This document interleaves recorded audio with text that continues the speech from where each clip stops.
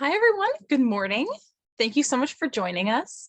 My name is Audrey Stewart, and on behalf of Harvard Bookstore and Mount Auburn Hospital, I am so pleased to welcome you to today's Thursday morning talk with Susan Hackley presenting her documentary film, Veteran Children When Parents Go to War.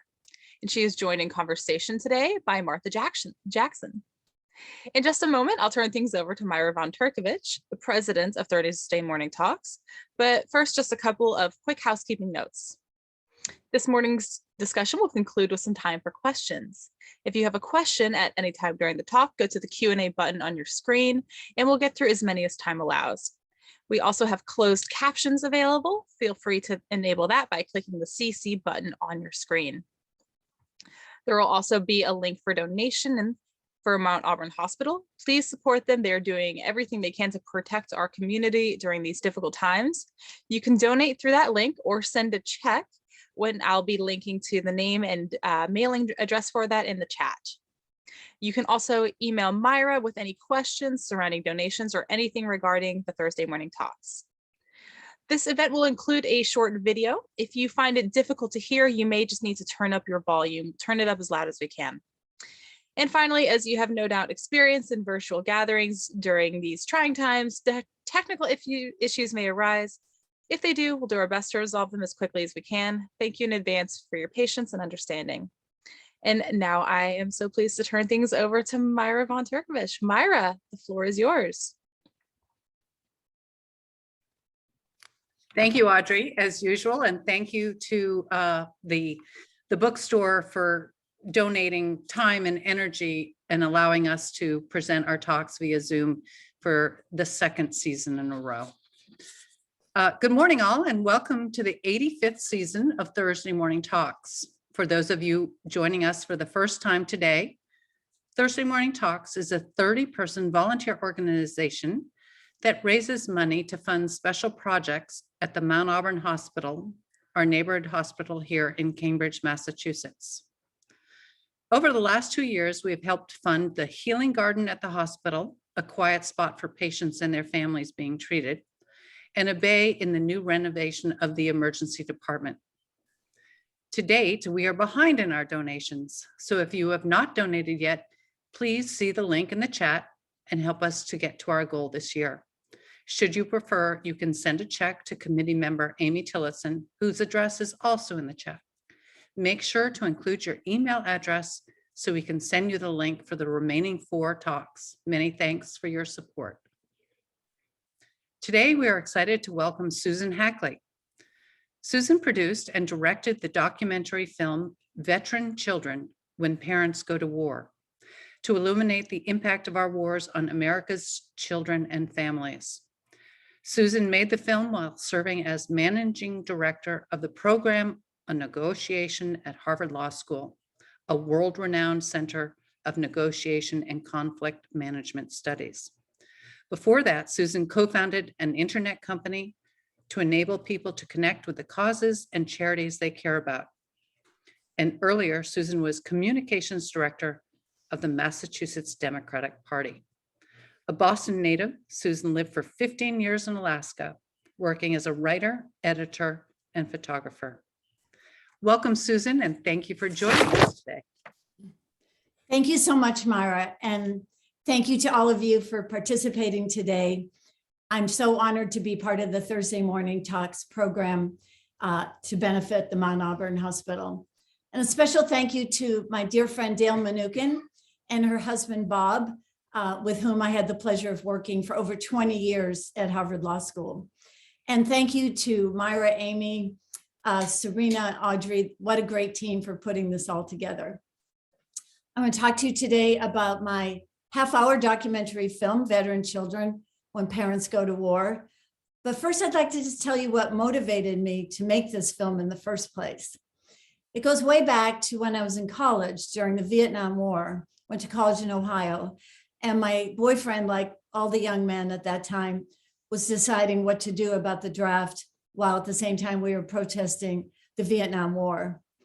In the end, he allowed himself to be drafted, in part because he felt it wouldn't be right for him to get a deferment and someone else might have to go in his place. He died in a plane crash in the Vietnam War. And his death really profoundly affected the rest of my life. So fast forward many years, and my young son, Zachary, had finished high school and did a gap year hiking the Appalachian Trail.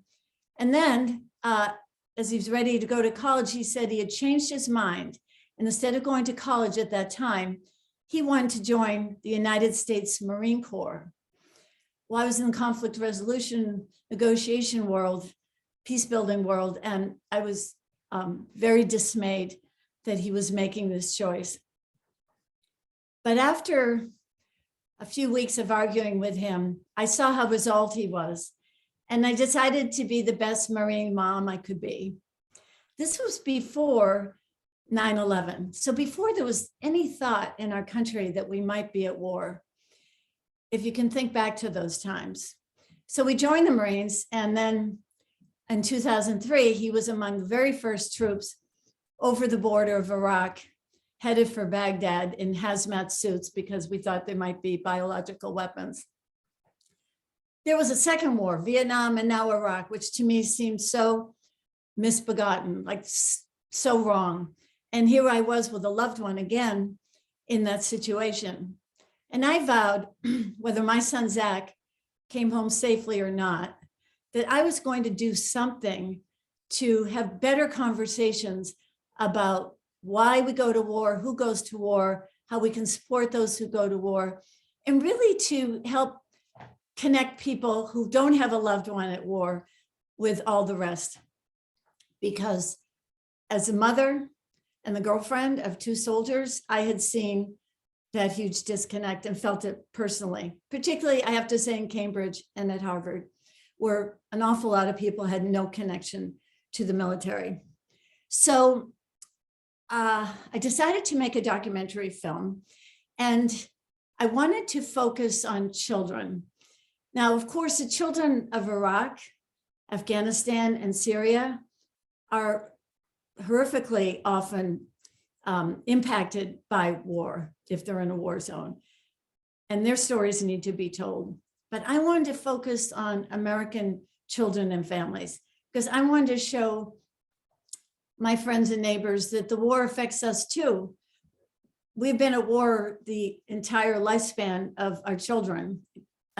Any child who was born 9/11, it was 20 years of war. And I also wanted to focus on children because nobody had done that. Nobody had asked children what they thought about this. And at first I wanted to focus on children generally, but then I narrowed it to the children of soldiers who are experiencing it most intensively themselves in their own lives. So I also wanted to focus on children because the impact on them is usually invisible. We don't see it. People don't talk about it. There might be school children going to school with your children or grandchildren. And would you know that they had a deployed parent?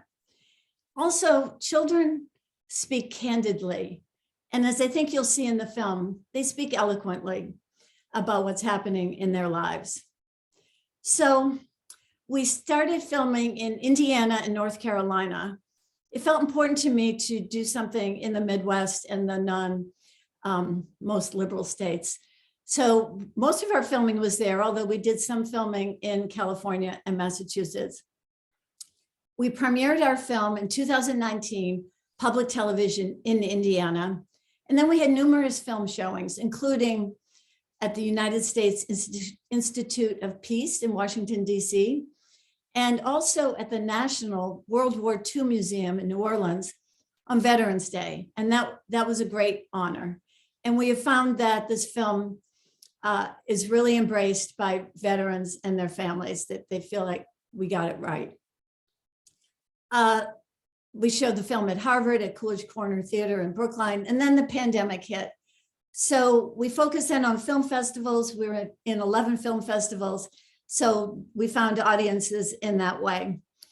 And Martha Jackson, I met through the filmmaking process early on. And she is a co-producer of the film.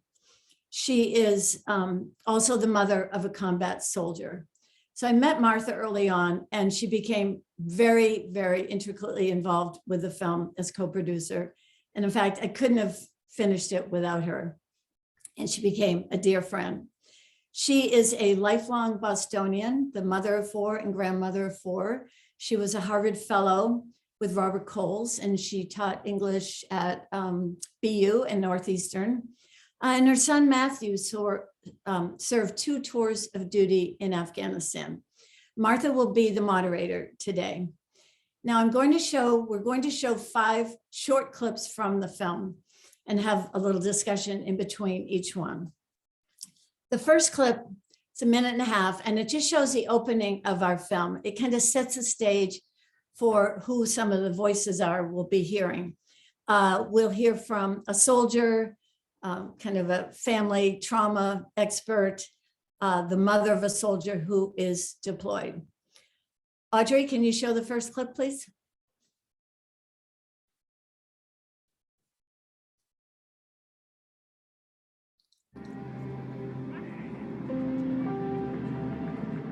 From the deployed side is you've got a mission to take care of, plus you have a family at home you have to take care of. We do have the hardest job, but I think that the second hardest job after ours is being the family of a soldier. Not only do you have your everyday life to deal with, but you have to deal with that fact that that loved one is in danger, and knowing they're in danger, and you don't know if you're ever going to see or hear from them again. The fact is, when our nation goes to war, there's a great deal of stress placed, of course, on the people serving in war, but their families serve with them. Their spouses do, their parents do, their children do. Military children serve alongside with their parents, and one of their disadvantages is they don't have any uniforms. You know, we don't even see their service, but military children serve alongside. Seeing how the deployment is through my son's eyes has been very difficult because he is very aware of the absence of his father. We put up our Christmas tree a few weeks ago, and Ian actually asked if we could leave it up and leave the lights on so that Daddy can find his way home.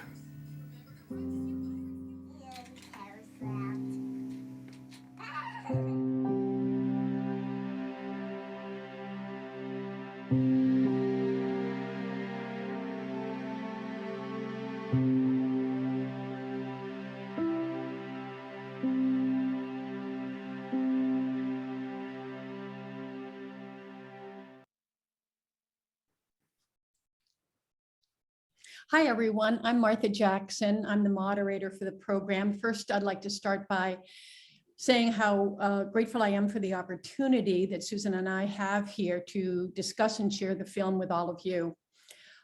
In this first clip, I want to start right in here. In this first clip, Susan, the clip highlights the reality that it's not only soldiers that go to war that serve and sacrifice, but it's also their families and their children that serve and sacrifice. And it also stated that there are more than 2.7 million American military children who've had a parent go to war since 9/11. Can you tell us a little bit more about those children? Because it's a really staggering number that are affected by having a parent go to war. Yes, so it is a staggering number. And 40% of the people in the military have children back home. I think nearly half. So it's, to me, means so much to think about that number. And half of the children of the service members are under age 5, very young children. And a number of our soldiers have had multiple deployments. You can all probably remember those stories during the height of the Afghanistan or Iraq war, about 6, 7, 8 deployments. And a lot of those deployments are of soldiers, Guard and Reserve, who aren't necessarily at an Army base or a military base.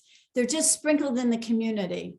And those children are too. And we were shocked to hear that in most cases, many cases anyway, teachers didn't even know when there was a child in school who had a deployed parent.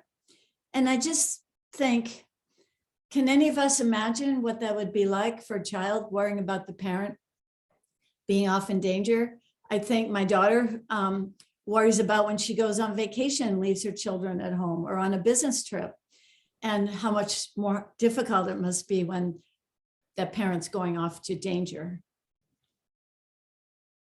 Wonderful. I think we're ready for the next clip, unless you want to add anything to that profile. That's great. Go ahead, Audrey. Perfect.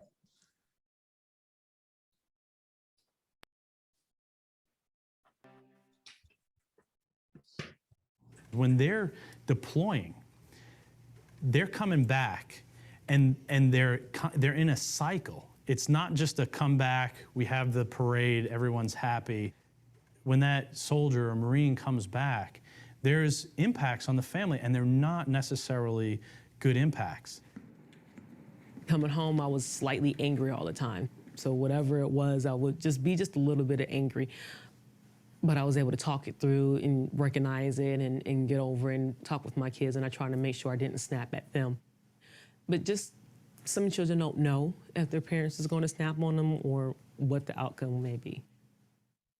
I was pretty mentally messed up when I came home. I didn't know how to deal with the fact that I wasn't in combat, that I didn't have a family anymore. I came home to a divorce. I came home to no house, no car, no family, no son, no nothing.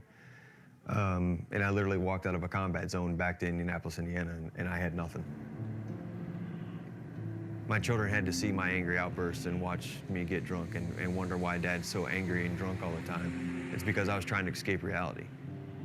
I may be the one with the PTSD, but my family has to deal with the repercussions of my PTSD. Yeah, this clip reveals so starkly some of the really challenging negative impacts that military children and families experience, whether it's anger, alcoholism, a parent that can't be attentive because they're so overwhelmed with what they experienced. So Susan, can you elaborate a little bit further on some of the negative impacts that children experience, but also highlight some of the ways that the parents' deployment and being in a military family makes them strong and have positive effects? Yes. You know, I'm reminded how most of us have probably seen on television a little video of a parent soldier coming back and surprising their daughter in kindergarten or their son at a game. And we all choke up when we see that, and we think how happy everybody is. And of course they are. But that soldier often comes back very changed. In fact, my soldier friends say, of course, nobody comes back from war the same person they were when they left. And the children have changed in that time too, just developmentally. So it puts enormous strains on families with high expectations that everything will be wonderful. And some of the negative impacts children have to deal with are depression, on the parent's depression, or maybe even suicidal thoughts, or the child may feel separation anxiety, like, I know he's going away again. How soon will that be? How am I going to deal with that? The child has these thoughts about war that they don't often express, in fact, ever, I think, unless somebody explicitly asks them, like, what does it mean? What is my father doing there? Is he trying to kill somebody? Is someone trying to kill my father? Huge issues. On the other hand, many families are extremely strong and resilient, even with a deployed parent. And the children become more independent, often more self-sufficient. They learn new skills. They take on new roles, including sometimes as caregiver. They grow up fast. And we had one daughter say to us, you know, she was ready for high school way before any of her friends, because she had grown up so much during her father's deployment. So true, so true. Thank you. I think we're ready for the next clip, please.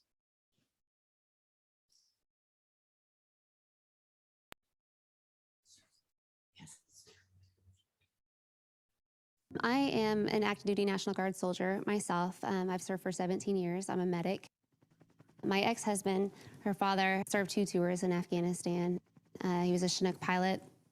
He had some post-traumatic stress from some of the things that he encountered, and it just took a lot out of him and took a lot out of our marriage, unfortunately. I just remembered he was drinking a lot when he came home, and We argued a lot, and it was just really hard because he's my dad, so. I was 8.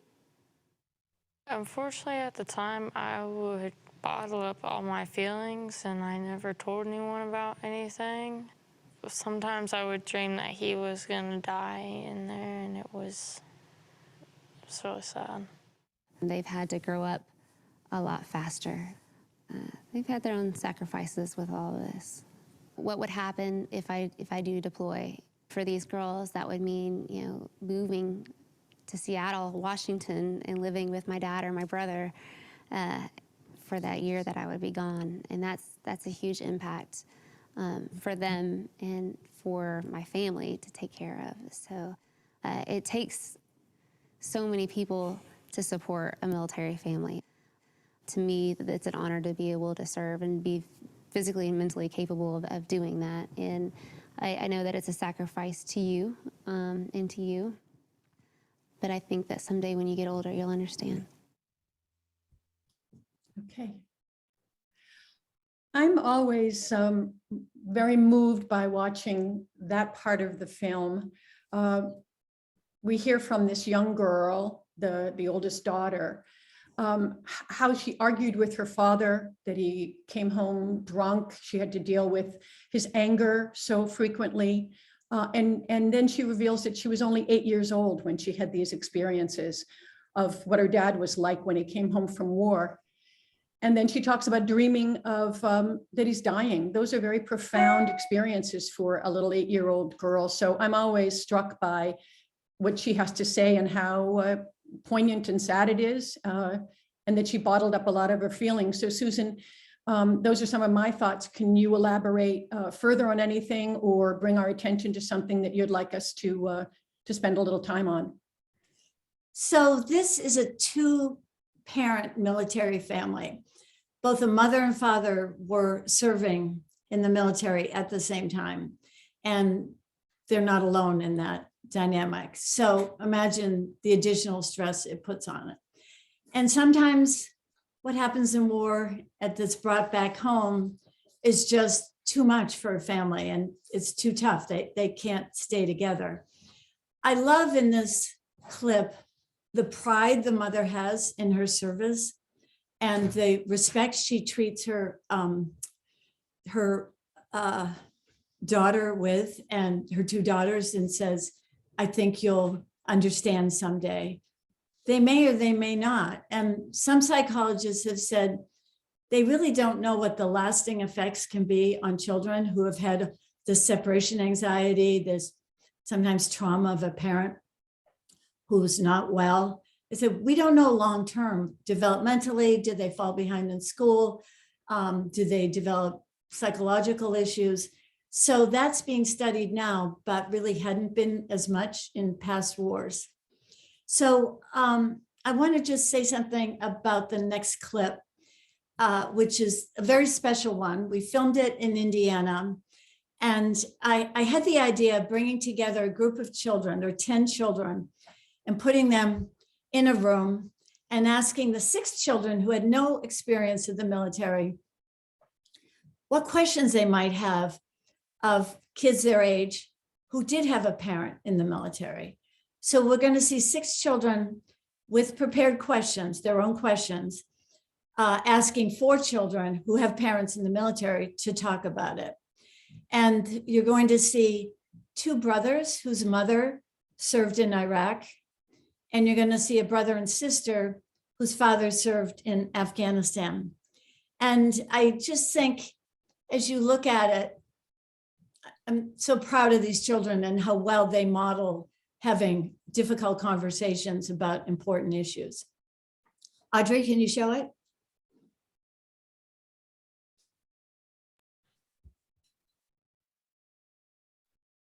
My name is Dr. Tim Heck, and we have 10 wonderful young people here who are interested in coming together and talking a little bit about what it's like to be a child whose parents, at least one of them, is serving in the military for our country. And we've got 10 young people, and 4 of them have parents who are in the military, and the rest of them have some questions for them, and that's what we're going to do.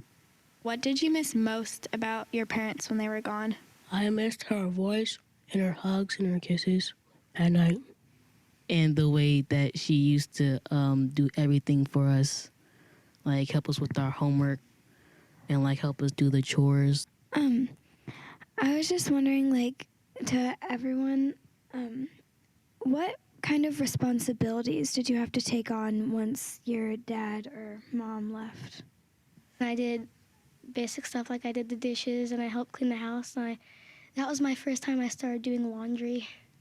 Are there things that will just trigger you and you'll immediately think about your parents? I will go into her room and see that like her bed is made up and her room is clean, and just remember that she's not there anymore. How did you focus on like sports and school?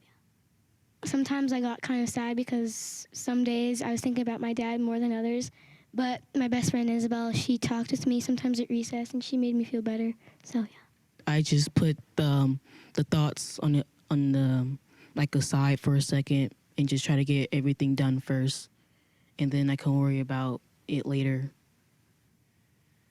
I think we all live in our own little bubble. Like, we don't want to believe that people are getting hurt and people dying every day. He warned me that there is some stuff that he probably couldn't tell me because I'd be like freaked out about it. I feel like being in war would be like a really traumatic experience. So like it would change your life. Like afterwards you wouldn't be the same. You would just be like scared and stressed out all the time.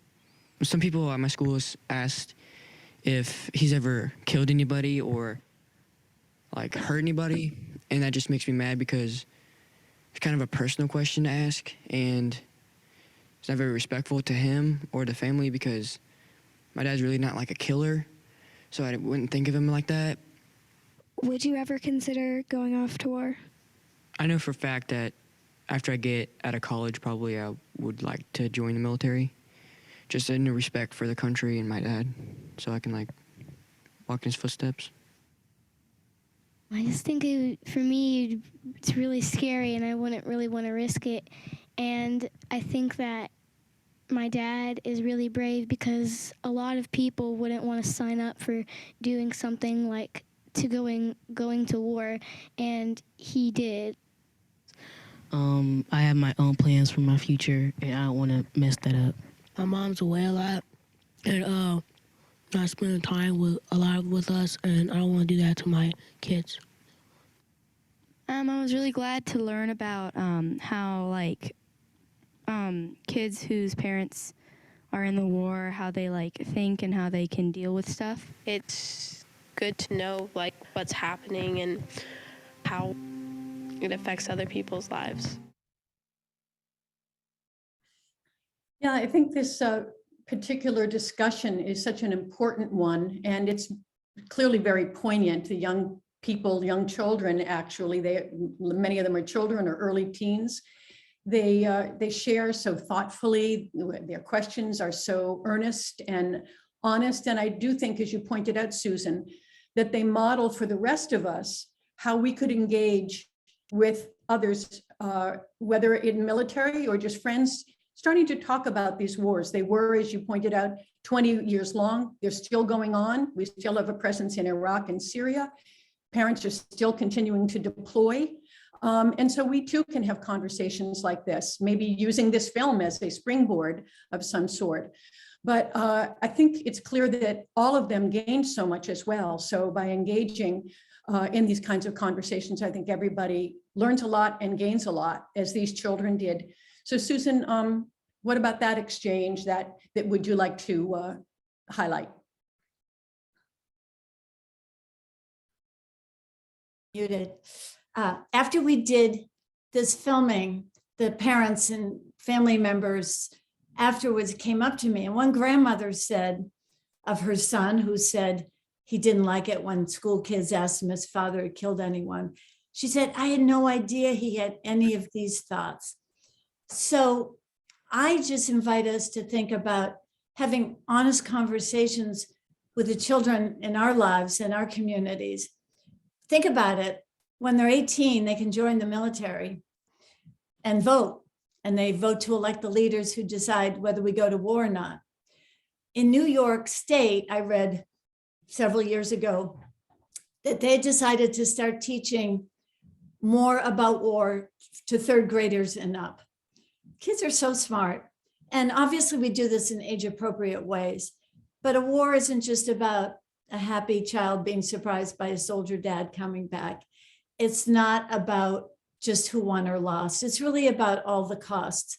And most children get their information about war and conflict either from what they hear, video games, news, certain entertainment things. That's how they're getting the information. And I would say we need to give them more well-rounded view of that. And service is a noble thing to do. And people who serve our country are going to wars that we as voters are sending them to. Wonderful. Susan, would you like to say a couple of words to set up the final clip here? Yes, so this is the closing to our film. It's the last minute and a half. And we hear several voices of people who are in our film, and it kind of wraps up sort of highlighting on the issues of soldiers, the parent soldiers, the children, and an expert. And so that's how we end our film. Go ahead, Audrey.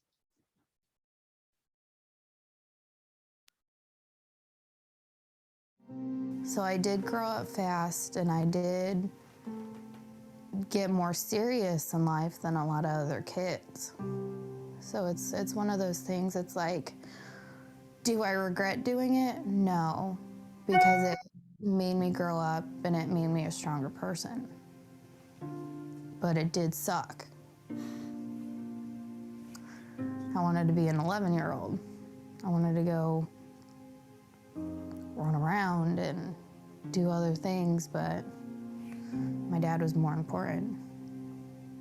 Simple things, the thank yous and the we appreciate yous are greatly appreciated. I know they are by me. And, you know, it's great to support a soldier being the family of a soldier. Not only do you have your everyday life to deal with, but you have to deal with that fact that that loved one is in danger, and knowing they're in danger, and you don't know if you're ever going to see or hear from them again until either they walk through the door or, you know, that black Cadillac pulls up and the chaplain steps out of it. So support a family just as much as you to support a soldier is greatly appreciated. For kids whose parents are just getting ready to leave, just know that most of the time, parents don't get hurt. They will come home and see your big events. They will be there for you once they get back. And I guess if I had a megaphone for military families themselves, I would just tell them how much I admire them. Children are the soldiers because we're just as strong as they are, because we have to get up every day and sacrifice that our moms or dads or loved ones aren't there with us every day. We have to go, just have to wake up with a new smile on our face every day, and hopefully that they will come home to us. Hopefully they will come home to us. So I think this is one of the most important things for Americans to be thinking about. And frankly, they deserve a lot more of our attention and our effort and our consideration than we're currently giving them. This is a good experience for these people who don't have parents in the military, because it helps them understand what's actually going on in our lives, and it'll help other people who are not here understand better, because they really need to know.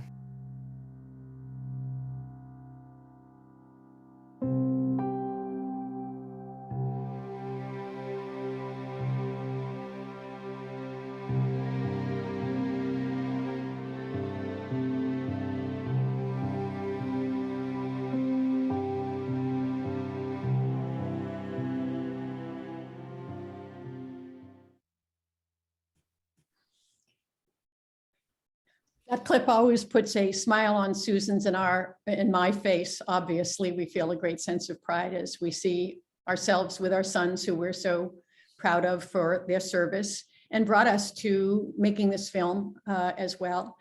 I also wanted to make a mention of the fact that in that clip, we hear from a young girl about the love and devotion she has for her father.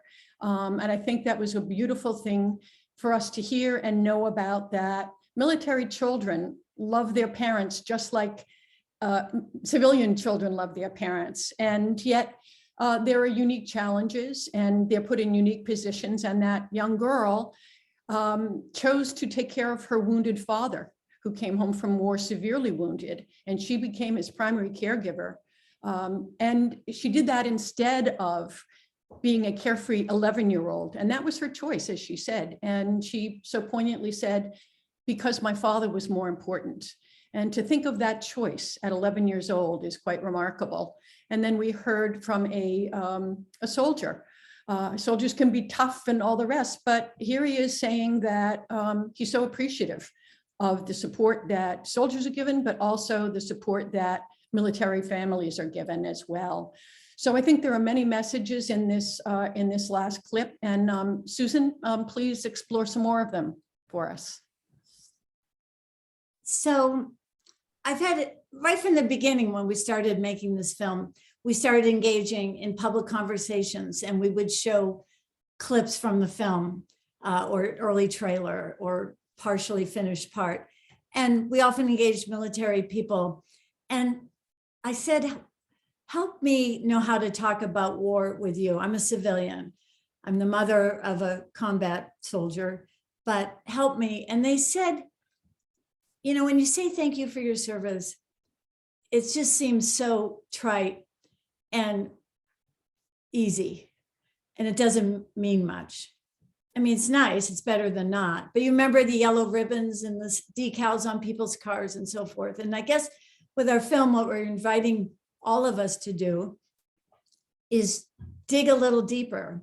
It's very rewarding to engage with veterans about their war experience. And one way to do it is to just say, you know, I became aware recently of how many children have parents who've been in the war. Do you have children? Or it just, we're hoping this film provides an opening for that, because we all know veterans of past wars, maybe a grandfather, a father, an uncle. I had one Vietnam veteran for our film say, when my brother went to war, the whole family went with him. I think just keeping that in mind and looking for ways to connect will be really beneficial to you, as it sort of makes you connect with this whole population of our country, millions of people who are involved in serving in our conflicts. Okay. Susan, I have, before we go to some questions, and we've got some wonderful questions already from our participants, let me ask you one question. Looking back, what surprised you about making this film, the filmmaking process? What were some of the difficulties and challenges, but also what were some of the parts that were particularly rewarding? Well, I think what surprised me was how hard it was. Beware of jumping into new ventures when you don't know all the components of it. I mean, there's the filming, that actually was the easy part. These people wanted to talk on camera. It was easy to get the film footage. Everything else was really hard. Finding an editor, writing the narrative with Martha, getting someone to do the music, keeping it under budget, keeping track of a film is made up of thousands of little pieces, and you have to have it all come together. One of the hardest moments for me was we were almost ready to lock up the picture, and the round table, the group of 10 children filming in Indiana, our editor couldn't find the sound for that. So we were about to lose all of that beautiful footage, but eventually she found it in the, you know, all the mountains of files you have for a film. So I think keeping it organized, I'd made some little films before, but it's a big project. Indeed, I can attest to that. So let's go to some of the questions here. One of the questions was, or is, these kids are so well-spoken and frank, obviously referring to the children, well, all of the children really that are speaking here. It really doesn't necessarily mean just that round table, as you referred to it, discussion between the military and non-military children. But these kids are so well-spoken and frank. How did you choose the kids to have these conversations with? So I just looked for volunteers. So we're filming in Indiana. And I had a friend who was a school teacher of like fifth graders, which I always thought was the sweet spot for kids. They're smart, they're articulate, they're unjaded, not too distracted by being preteens. And she volunteered some kids up. And then sometimes they'd lead us to someone else, but it was all just kind of word of mouth. Somebody knew a veteran, said, hey, would you be willing to do this? And virtually everyone said yes.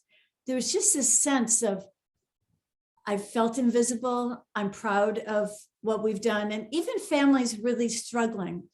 We interviewed one mom with two daughters, and she wrote a book, The War That Came Home.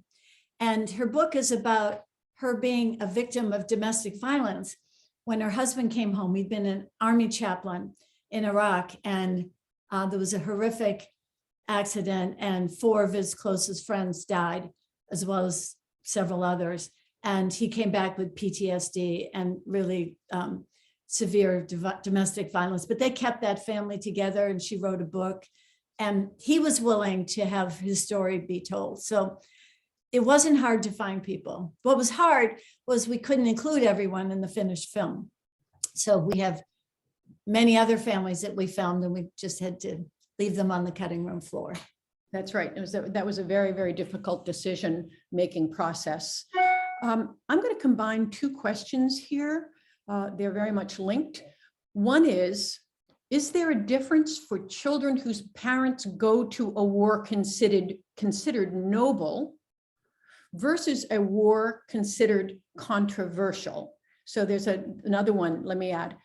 How do you deal with a true and deep ethical and philosophical disagreement with war itself while your family member is serving in it? So I think those are kind of 2 parts of a similar question. Oh, what a great question. Thank you. It's excruciating dealing with that. And I was very much against the Iraq War.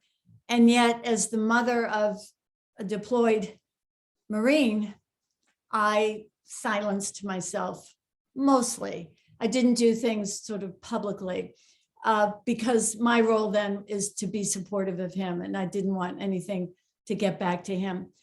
I did a talk with Congressman Seth Moulton several years ago. It's when I met Martha, and we said, why is it hard to talk about war? And he talked about, he was against the Iraq War, and he had 4 deployments in Iraq. And he was asked, how could you do that, being against the war? And he said, well, I wanted to keep going back because I thought I could make it better than it might be otherwise if I wasn't there. So it's been a long time since we've had a noble war, in my view. Korea, Vietnam, Iraq, Afghanistan, very problematic in a number of ways. It is extremely hard. Of course, it's awful, yeah. But we had to do it. Correct. And I'll add, just from my own experience and my son joined the military in 2009, and that was well into our wars. And there was a surge in Afghanistan. In fact, Obama was president, and he thought one strategy would be to increase the number and maybe would be more successful. So my son got a lot of pushback about, why are you going to a war that is clearly not being successful, and we're doing so much damage? And it was controversial, but he felt, and it resonated with me, Susan, when you said that about Seth Moulton, that my son felt he could go and make things as good as they possibly could. And he felt that he would have respect for the people that he met. Any of the Afghanis that he met, he would treat them with respect. And so he felt he could add something, which is kind of an unusual perspective. It took me a little time to wrap my head around as a mother, because like you, I was protective of his going over and fearful as well. But there are many different motivations. And I do think that another element here is one of the reasons we made the film was we want to highlight that this is a cost of war, and perhaps if more people talk about it and our leaders maybe see this film, they will be aware, because maybe some of them aren't, that children pay and families pay a huge price when we go to war. So we consider this, our story, a flushing out of the costs of war. They're not just financial, they're very human as well on military families and children. Right, Susan? Yes, yep. Okay, so let me ask another question here. Okay, this is interesting. It's more a comment, but let me read it. It seems to be quite beautiful. I'm in tears. Our son is in the military. He's been deployed twice and thankfully came home safely. Although he doesn't have a family of his own yet, I'm often dismayed and disgusted at the reaction of so many people when they found out he's serving. We get comments like, so we couldn't find a real job. Interesting, that's what I heard often about my son. Or he didn't have any other options. I heard that as well, interesting. Actually, he's an officer and he has a degree in electrical engineering. We are proud beyond measure of him. As his mother, I'm equally scared of the arrival of, I was equally scared of the arrival of the Black Cadillac. Non-military families will never quite understand. So there's a lot there. Yes, there's so much. And we also experienced that. Well, your son obviously didn't have any other choices. And oh, the military, they just recruit in poor, rundown neighborhoods. I mean, they do, yes.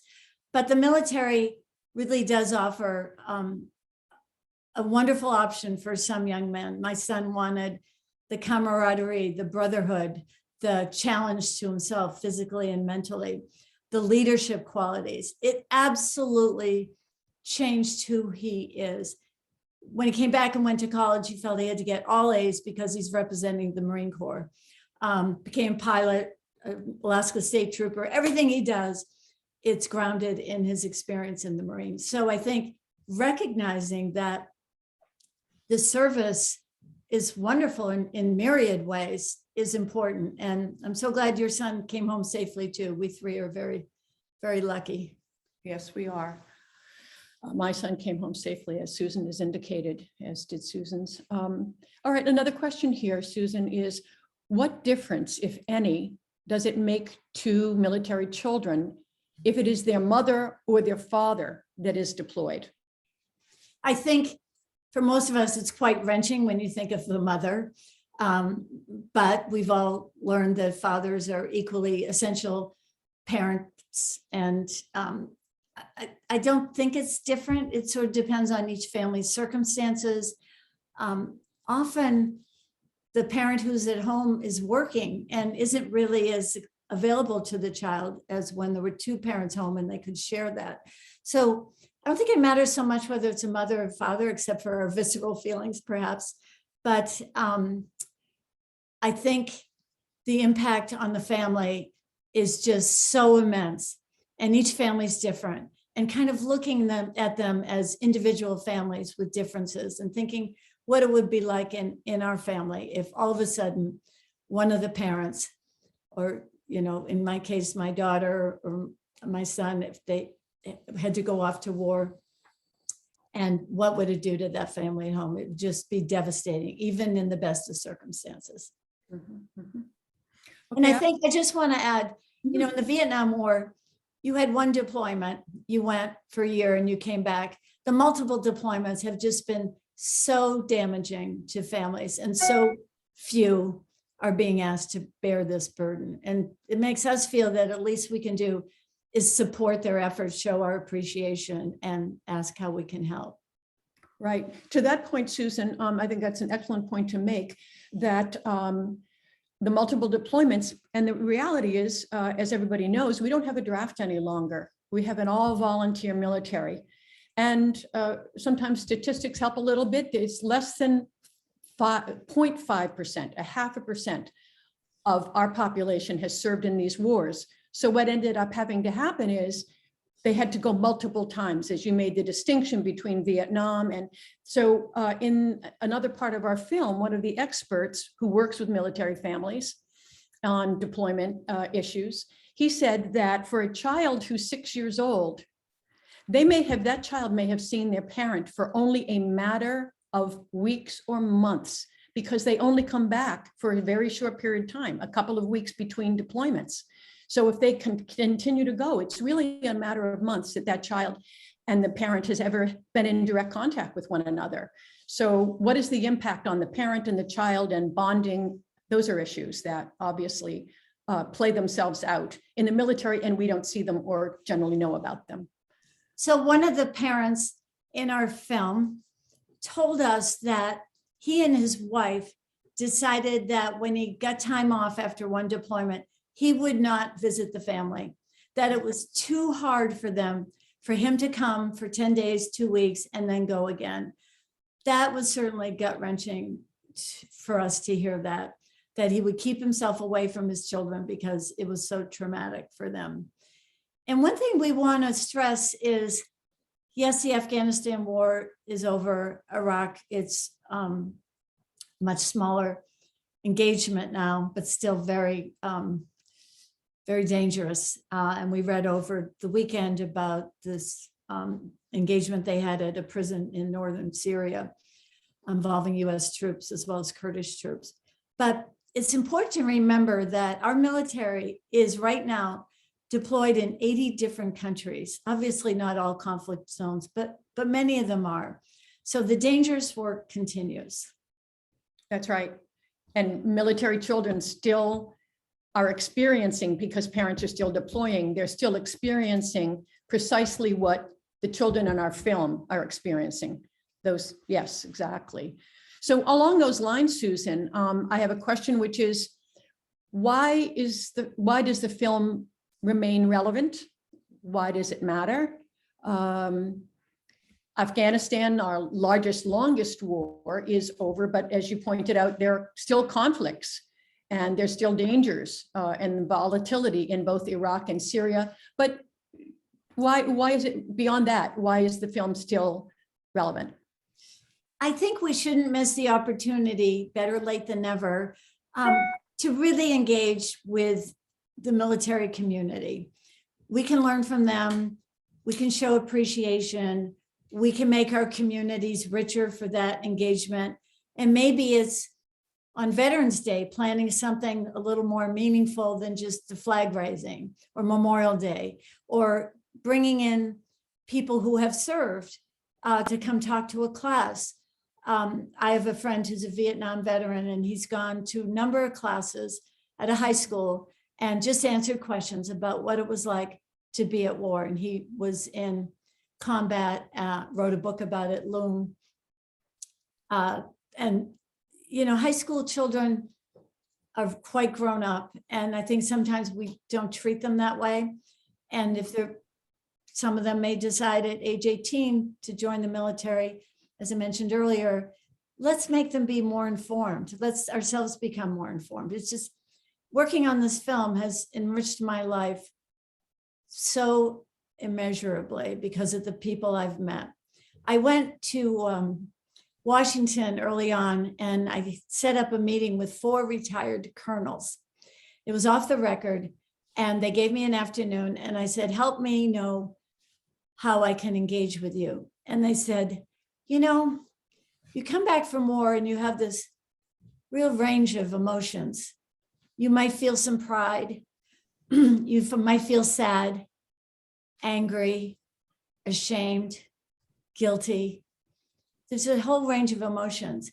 And when someone says to you, oh, you know, what was your war experience like? Or thank you for your service. Tell me about what happened. It just won't open that door. And we found that people really want to talk about it in the right way, in a respectful way. I went to a farm town in Indiana, Kokomo, Indiana, and just put up a poster and said, let's talk about war. And these veterans showed up and they wanted to talk about it. And they said they hadn't felt like there was a space to do that. It was interesting, after the Vietnam War, those veterans came back and weren't always welcome at the VFWs. So there's just a lot internally going on. It's not a monolithic group. They're men and women who signed up to do something very dangerous, who love their country. We have many shared values with all of them. And I just think we should celebrate that. We're all patriots. Right. And adding to that just a bit, I think that this film really does give people who've watched the film an opportunity to engage with somebody that they might see, a soldier. And instead of just having the perfunctory thank you for your service, which has a little bit of meaning every time, but it is rather shallow and brief, you can just say to somebody, a soldier, by the way, I saw some clips, or I saw a documentary film that was focused on the children of military families. And when you deployed, did you have children, or how did your family cope? Because the family also means not just children, although that's our focus. We really embrace the entire family because parents are involved. There are aunts and uncles. There are siblings who are involved in taking care, as the woman in our film clip that you saw today said, it takes so many people to support a military family. So many people are involved. So by having all of you folks be able to refer to this film and just say, and allow it to open up conversations. The number of times I have told people that I've been involved in making a film on this topic, it is quite amazing how many, as you say, Susan, how many doors it opened up, how many rich conversations took place just by my saying the title of the film, and that I'm involved in making it, and that I was, I add, obviously a mother of a combat veteran, but even short of that, just talking about the film is a door opener and hugely, it opens conversations, meaningful conversations. So Susan, let me ask you something else with just one more minute to go. In this final minute, could you talk about the goals that we have for the film going forward?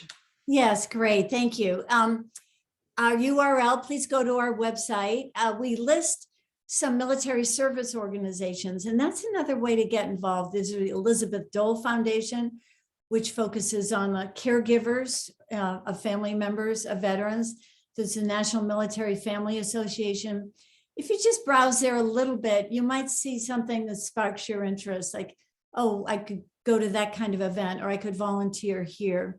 Our goals for the film are just to continue and broaden the conversation. Why is it hard to talk about war? What are the impacts of war on our own American families and children?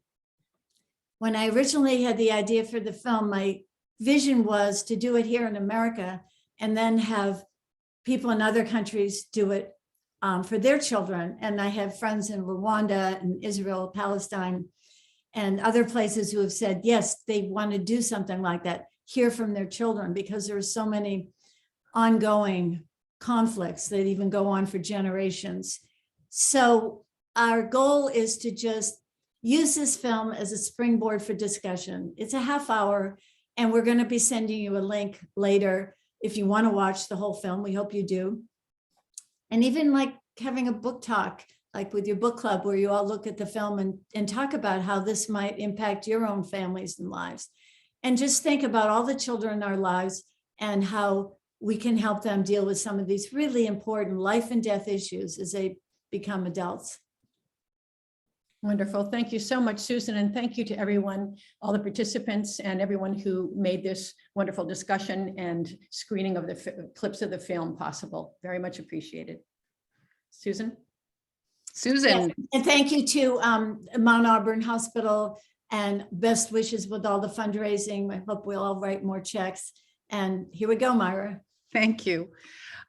I have had goosebumps through this whole presentation, and I thank you for illuminating us to a lot of personal things that the two of you have gone through. You must be so proud of your sons, and I just can't imagine having to go through what you guys have gone through, and I'm so happy your children came back safely. Thank you so much. Yeah. Okay. All right. Let's talk about next week. And thank you, ladies, for joining us. And I hope you'll join us next week for the February 3rd talk, which will be titled Civil Rights Queen, Constance Baker Motley and the Struggle for Equality. A guest speaker, Tamiko Brown-Nagin, is an American lawyer, historian, and academic administrator. She's the Daniel P.S. Paul, Professor of Constitutional Law at Harvard Law School, Professor of History at Harvard University, and co-director of the program in Law and History. Her subject, Constance Baker Motley, was a key strategist of the civil rights movement, a state senator, and the first African-American woman appointed to the federal judiciary. Seems like a very timely topic for all of us at this point. Thank you all. See you next week. And send your checks or donate online. Thank you. Thank you.